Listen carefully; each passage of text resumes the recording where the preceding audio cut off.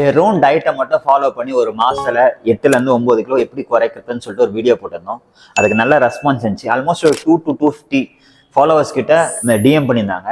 எல்லாருக்கும் diet plan அனுப்ப முடியாதனால ஒரு வீடியோவாவே ரெடி பண்ணலான்னு முடிவு பண்ணோம். ஸோ வீடியோவை ஸ்கிப் பண்ணாம ஃபுல்லா பாருங்க, என்ன பண்ணலான்றதை நான் சொல்லித்தரேன். ஸோ ஒரு மாசத்துல நீங்க 8 கிலோ குறைக்கணும்னா 56,000 கேலரி பர்ன் பண்ணணும். வாரத்துக்கு 14,000 கேலரி, ஒரு நாளைக்கு 2,000 கேலரி. கிட்டத்தட்ட பார்த்தா நீங்க பட்னி கிடக்குற மாதிரி தான்.